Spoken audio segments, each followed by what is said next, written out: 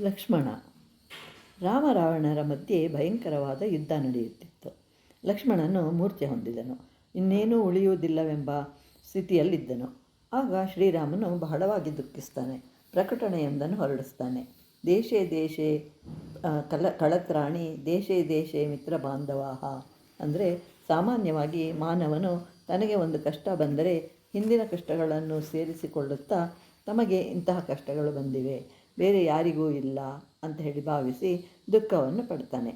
ಇಲ್ಲಿ ಶ್ರೀರಾಮನು ಸಹ ಮಾನವನಾಗಿ ಜನಿಸಿದ್ದರಿಂದ 14 ವರ್ಷಗಳ ಹಿಂದೆ ದಶರಥನು ಮರಣ ಹೊಂದಿರುವುದನ್ನು ಈಗ ಲಕ್ಷ್ಮಣನ ಮರಣದೊಂದಿಗೆ ಸೇರಿಸಿ, ಲಕ್ಷ್ಮಣ, ನೀನು 14 ವರ್ಷಗಳು ನಿದ್ರಾಹಾರಗಳನ್ನು ತ್ಯಜಿಸಿ ಸೇವೆ ಮಾಡ್ತಾ ಇದೆಯಾ.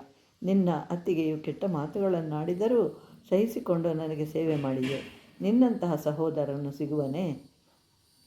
ಮಿತ್ರರು, ಬಂಧುಗಳು, ಹೆಂಡತಿ ಎಲ್ಲಿ ಬೇಕಾದರೂ ಸಿಗುವರು, ನಿನ್ನಂತಹ ತಮ್ಮನು ಸಿಗುವುದಿಲ್ಲ ಅಂತ ಹೇಳಿ ಮಾನವನಂತೆ ದುಃಖಿಸ್ತಾನೆ.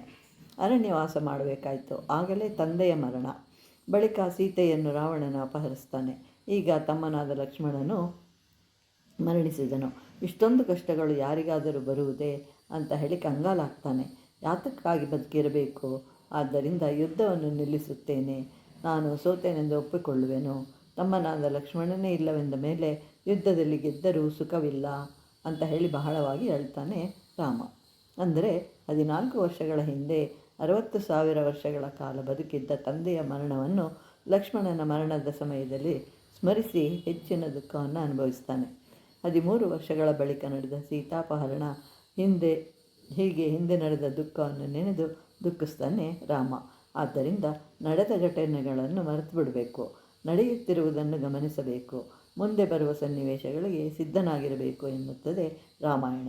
ಆಗ ಜೀವನ ಸುಂದರವಾಗಿರುತ್ತೆ.